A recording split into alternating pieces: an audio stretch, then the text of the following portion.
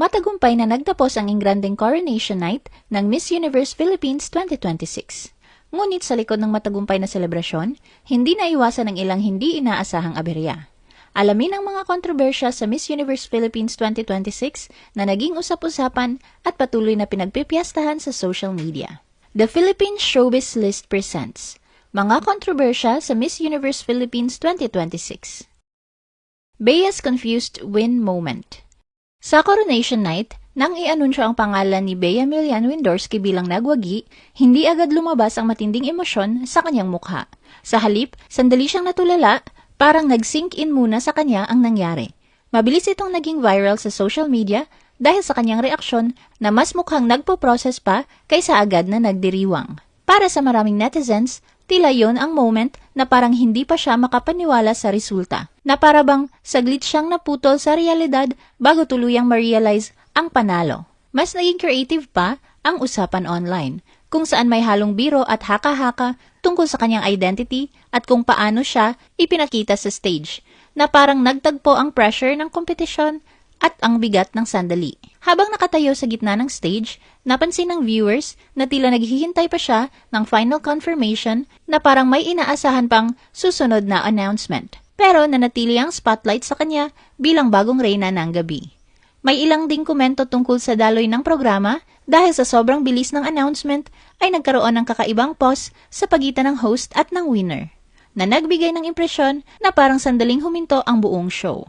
Sa kabuuan, naging memorable ang eksenang yon dahil sa kakaibang kombinasyon ng gulat, katahimikan at unti-unting pagpasok ng saya. Isang hindi inaasahan pero makasaysayang moment sa kanyang panalo. Bea's falling crown moment. Sa coronation moment, maingat na inilagay ni Atisa Manalo ang korona kay Bea. Kapansin-pansin sa mga nanood na parang may kaunting kaba sa bawat galaw. Dahil mukhang sensitibo ang paglalagay ng korona at kailangang maging maingat para hindi magkaaberya. Pagkatapos ng announcement, dala pa rin ni Bea ang emosyon ng panalo habang inaayos ang korona sa kanyang ulo. Naging usap-usapan online ang sandaling yon, lalo na nang mapansin ng netizens na bahagya pang alangan at tensyon sa eksena. May mga biro pa sa social media na baka kailangan ng mas stable na disenyo ng korona para sa future queens. Sa kabila nito, naging memorable ang coronation. Halo ng elegance, kaba at kaunting good-natured na katatawanan. Ariela's stone-cold expression. Napansin ng mga manonood ang tahimik ngunit halatang malamig na presensya ni Ariela Arida bilang bagong National Director ng Miss Universe Philippines. Habang ang stage ay puno ng energy at sigla, ang kanyang kilos ay tila kabaligtaran nito. Nakapako sa isang ekspresyon na walang masyadong emosyon at may distansyang pakiramdam. Sa gitna ng makulay na performance ni Marina Summers, mas naging kapansin-pansin ang matamlay na aura ni Ariela na para bang hiwalay siya sa kasiyahan ng paligid. Ang kanyang ekspresyon ay naging paksa ng usapan dahil sa sobrang tahimik at seryosong dating na tila walang koneksyon sa kasiglahan ng show. Sa social media, mabilis itong naging usap-usapan kung saan maraming netizens ang nagbigay ng kanilang obserbasyon sa kanyang malamig na reaksyon. Para sa ilan, tila nagmistulang estatwa ang kanyang presensya sa stage, na walang galaw at walang reaksyon sa mga nagaganap. May mga biro rin na lumutang tungkol sa kanyang pagiging tila hindi komportable sa sandaling yon, na para bang mas gugustuhin pa ang ibang lugar kaysa sa kasalukuyang kinalalagyan. Sa kabila ng lahat, nanatiling bahagi siya ng programa bilang isa sa mga kilalang mukha sa stage ng kompetisyon. Aviona and Adela served face in someone else's moment.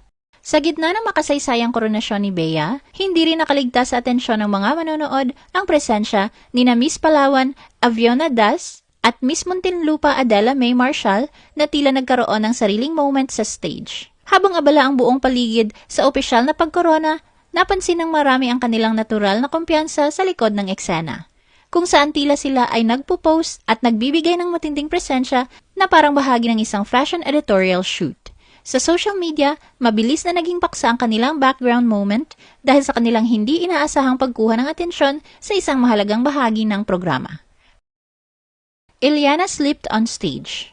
Sa pagbukas pa lamang ng programa, agad na napunta sa usapan ang insidente kay Iliana Marie Aduana matapos ang hindi inaasahang pagdulas sa stage. Sa halip na makatawid sa opening segment ng maayos, naging sentro agad siya ng atensyon dahil sa biglaang pagkakabagsak at ikinagulat ng mga manonood. Bilang isa sa mga nagpasimula ng show, mas lalo pang naging kapansin-pansin ang pangyayari dahil sa timing nito sa pinakaunang bahagi ng programa. Ang eksena ay nagdulot ng iba't ibang reaksyon online mula sa gulat hanggang sa mga biro tungkol sa malas at biglaang pangyayari sa stage. Sa mga nakapanood, maaaring maraming anggulo ang tinitingnang dahilan ng insidente, kabilang ang mahaba at eleganteng kasuotan, high heels, at ang posibleng hindi pantay na kondisyon ng sahig sa stage. Sa kabila nito, naging mabilis ang naging aksyon ng mga kasama sa stage upang matulungan siya agad na makatayo at makabawi sa sitwasyon. Isa sa mga nakakuha rin ng pansin ay ang mabilis na pagtulong ni Winwin Marquez na agad rumisponde upang masigurong maayos ang kalagayan ni Eliana matapos ang insidente. Dahil dito, naging mas maayos ang pagpapatuloy ng programa sa kabila ng unang aberya. Athisa's high-frequency voice. Sa isang bahagi ng programa, ang pagbati at pagpapakilala ni Athisa Manalo ay agad na naging usap-usapan dahil sa kakaibang timbre at taas ng kanyang boses na tila higit pa sa karaniwang hosting tone. Sa halip na simpleng pag-introduce, ang dating nito ay parang performance na may halong theatrical flair na umaabot hanggang sa pinakamataas na bahagi ng stage. Dahil dito, naging paksa ng biruan online ang kanyang delivery na tila mas angkop sa isang grand stage performance kaysa sa typical na pageant hosting.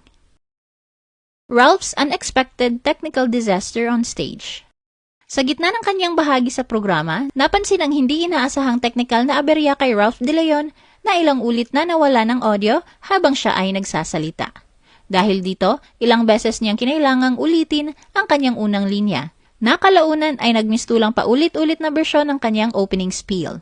Sa halip na maapektuhan ng husto ng sitwasyon, nanatiling kalmado si Ralph at ipinagpatuloy ang kanyang pagharap sa stage sa kabila ng nangyari. Ang kanyang composure ay kapansin-pansin sa mga manonood, lalo na sa gitna ng isang live production kung saan mabilis ang takbo ng mga pangyayari. Sa kalaunan, sa halip na hayaang maapektuhan ang daloy ng kanyang hosting segment, ginamit niya ang sitwasyon upang magpatawa at gawing mas magaan ang atmosphere sa stage. Dahil dito, mas lalong naging relatable at natural ang kanyang presensya sa programa. Marina criticized for her hosting performance. Binatikos ang hosting performance ni Marina Summers sa Miss Universe Philippines 2026 matapos mapansin ng ilang manonood ang kanyang tila pagiging mahiyain at kakulangan ng wow factor sa mahahalagang bahagi ng programa. Sa kabila ng kanyang historical role bilang kauna-unahang transgender woman na nag-host ng naturang pageant, may mga komento mula sa netizens na nagsasabing kulang umano sa sigla ang kanyang delivery, lalo na sa mga critical moments ng anunsyo ng semi-finalists. Habang ang iba naman ay nagsabi na mas litaw ang kanyang galing bilang performer kaysa bilang host at ramdam daw ang kaba sa kanyang boses sa ilang bahagi ng programa. Pinuna rin ng ilan ang paraan ng kanyang pag-aanunsyo na para sa kanila ay hindi ganap na naaangkop sa bigat ng okasyon. Ngunit sa kabila ng mga puna, ay naging viral din siya dahil sa kanyang matapang na opening statement na umantig sa marami, kung saan hinikayat niya ang publiko na itaas ang standards sa pagpili ng mga leader ng bansa gaya ng pagpili ng mga beauty queen. Habang marami rin ang humanga sa kanyang eleganteng mga kasuotan mula sa mga kilalang Filipino designers at nagpasalamat siya sa MUPH organization sa pagkakataong maging bahagi ng makasaysayang gabi. Ano ang masasabi mo sa video na ito? Mag-like o mag-react at huwag mahiyang mag-comment. For our YouTube viewers, huwag kalimutan mag-subscribe at i-hit ang notification button. At para sa aming Facebook viewers, mag-like at follow sa aming Facebook page para updated ka sa mga showbiz chika. Thanks for watching!